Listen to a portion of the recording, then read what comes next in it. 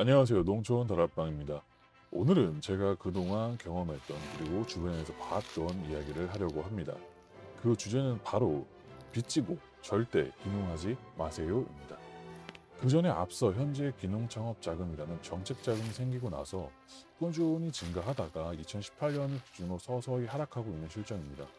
처음에는 3억 대출에 5년 거치 10년 상환, 그리고 고정금리 2% 또는 6개월마다 변동금리 라는 꿀 같아 보이는 정책 때문에 농촌에 환상을 품고 수요가 무척 많았던 것이 사실입니다. 요즘에 변동금리가 1.5% 전후로 나온다고 하네요.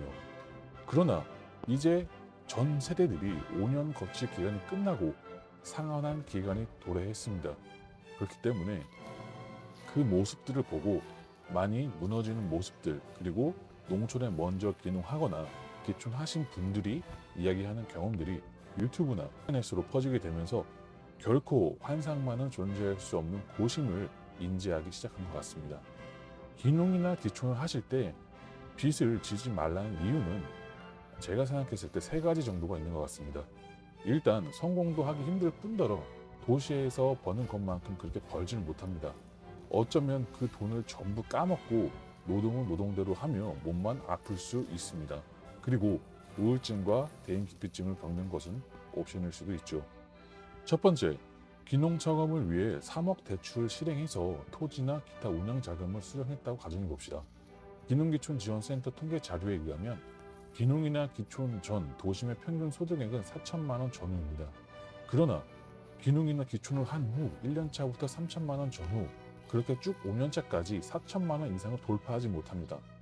그러면 3억을 대출한다고 가정했을 시 6년째부터 상환을 해야 되는데 1년에 원금만 3천만 원이죠. 그리고 이자와 농수물 보증료 별도로 나갈 테고, 그러면 1년 벌어서 상환하는데 전부 돈을 사용하면 생활비나 병원비나 노동자재 구입이나 무슨 돈으로 할 수 있을까요? 사실상 불가능한 일입니다. 이게.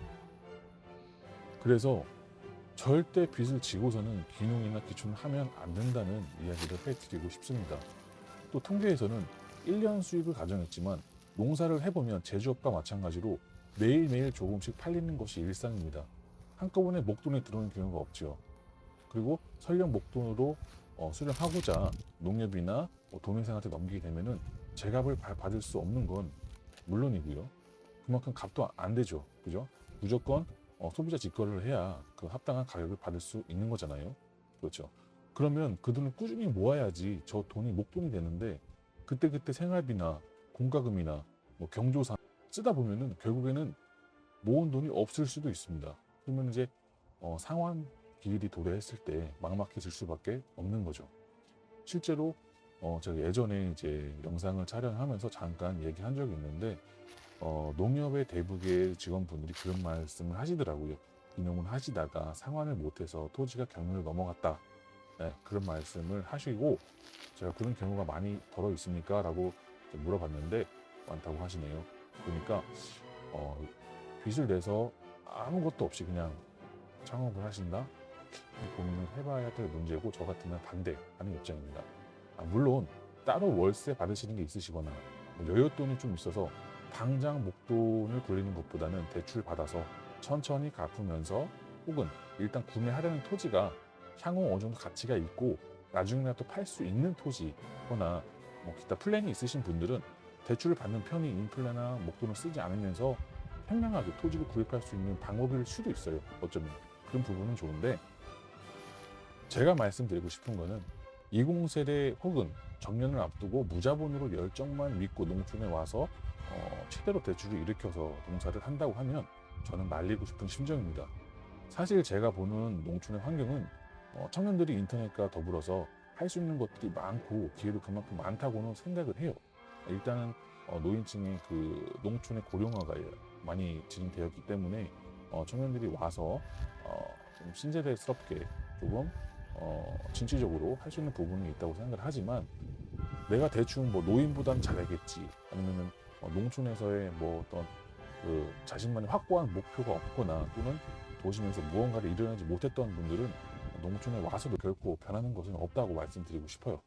그리고 농촌의 노인분들은 뭐 신세계의 이런 인터넷이나 SNS나 이런 쪽에 좀 약할지 몰라도 일단 기본적으로 농사에 대한 건 베테랑입니다.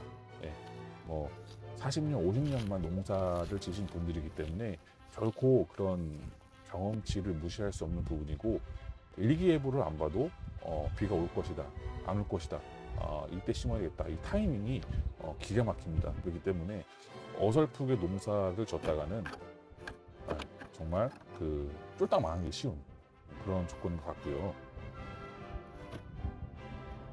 특히 정년을 앞두고 무작정 귀농대출을 실행하려고 하시는 분들은 결코 하시면 안 돼요. 제가 생각하는 정년은 제2의 시작으로 삶에 대한 휴식과 인생을 즐기는 단계지 결코 무언가를 시작하거나 노동을 할 나이가 아니라고 생각하기 때문입니다. 차라리 그동안 도심에서 하셨던 일이 더욱더 안정적이실 것이고 몸도 아프더라도 좋은 병원과 가깝게 짓는 것이 좋기 때문이고요. 먹을 수 있는 파이를 생각한다면 도시에서의 생활이 농촌에 와서 어정쩡 농사 짓는 것보다는 어느 이점이 많다는 생각입니다. 두 번째, 마음이 굉장히 조급해집니다. 대출을 하면요, 빚을 지면요. 일단 무언가를 추진할 때 항상 마음이 저는 편해야 된다고 생각하는 입장이고, 설령 올해 날씨가 안 따라줘서 농사를 망하더라도 내년에 잘 준비하면 되지 라는 그런 여유가 있을 때 농사가 더 잘 되는 것이지, 대출을 받으면 올해 농사 망치면 내년엔 잘 될까라는 걱정부터 앞섭니다. 그러면 하기가 싫어지고 불안감에 휩싸이게 되겠죠. 5년 거치 10년 상환 이래도 사실상 3년 이내에 6년 이후에서 상환할 돈을 벌고 있지 않으면 마음이 더 조급해질 수밖에 없거든요. 더욱이 귀농을 하게 되면 사대보험이 들어간 투잡을 못하는 것으로 알고 있습니다. 그러면 2억 정도로 2,000평 정도 토지를 산다면 토지라는 그 한정적인 공간에서 나올 수 있는 수익은 정해져 있잖아요. 그죠? 그렇기 때문에 5년 거치를 다르게 생각을 해보면 1년 일모작을 했을 경우에는 5번의 농사를 지을 수 있다는 것이에요. 특히 제가 하고 있는 양봉 같은 경우에는 1년에 아카시아 한 번 수확하지요. 그죠? 그러면은 5년 동안에 5번의 기회가 있는 겁니다. 그죠? 5년 동안에 5번의 기회, 100% 성공하면 좋지만 변수가 참 많습니다. 저로 예를 들자면 2020년에는 날씨가 좋지 않고 비가 많이 와서 전국의 양봉 농가들이 꿀을 많이 채취하지 못하였고, 2019년도에는 그렇게 날씨가 좋지 않아서 수확량이 적었습니다. 또 2018년도에는 수확량이 많았지만 또 수확량이 적다 보니까 가격이 폭락해서 2.4kg에 3만원, 4만원까지 팔고 그랬죠. 그래서 농사가 잘 되면 잘 되는 대로 고민이고, 농사가 안 되면 안 되는 대로 고민인 것이 농촌의 현실입니다. 또 농협에서 몇 년 전부터 내세우는 슬로건이 있잖아요. 농가소득 5천만 원 달성하자. 농사를 농촌에서 해보신 분들은 정말 농가소득 5천만 원 결코 쉬운 것이 아니라는 것을 아실 겁니다. 그렇게 농촌에서 잘 벌면 농촌에 계시는 어르신들의 자녀들이 왜 농촌에서 일하지 않고 다 도심으로 나갈까요? 농촌에서 자란 친구들과 이야기를 해보면 부모님이 안정적이고 억대 매출을 올리고 계신 분들은 승계하는 것이 당연히 좋겠죠. 사회에 나가서 따로 자리 잡지 않아도 되니까요. 그리고 그분들이 했던 노하우나 거래처나 그대로 다 인수받는 거기 때문에 이분들하고 귀농하신 분들하고 게임을 해야 되는데 게임이 되겠습니까? 절대 게임이 안 됩니다. 그러나 그런 분들조차도 자기는 농사를 안 짓겠다고 하시는 분이 계세요. 왜냐고 물어보면은 그만큼 힘이 들고 그냥 농사하는 것 자체를 하기 싫다고 합니다.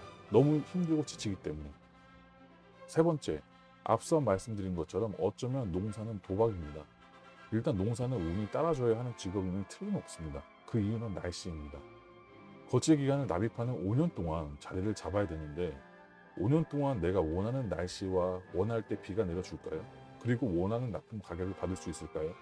정말 꿈만 같은 소리일 것입니다. 양봉 같은 경우는 최근 5년만 봐도 날씨로 인한 피해가 5년 중에 2년입니다. 2년은 아무리 벌을 잘 키우고 해도 날씨가 안 따라줘서 그냥 수익이 마이너스가 되는 해입니다. 왜냐하면 벌을 키우려면 먹이를 1년 내내 줘야 되고 거기에 또 내 노동비를 생각을 하고 생활비를 생각하면 말이 안 나오기 때문이죠. 농사도 마찬가지라고 생각합니다. 내년 작물 심기 위해 트랙터로 밭을 갈고 비를 주고 거름을 주고 다 돈이 들어가야 합니다.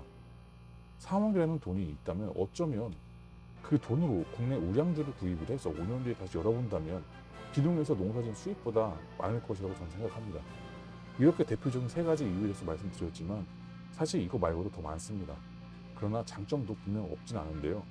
다음 영상에서는 재무적인 부분 말고 그 외의 것들, 기농을 고려해야 될 사항에 대해 말씀드리고 그 후에 농촌에 살고 있는 경험자로서 기농과 기촌의 장점에 대해 촬영해 보겠습니다. 시청해주셔서 감사드리며 좋아요와 구독 부탁드립니다. 감사합니다.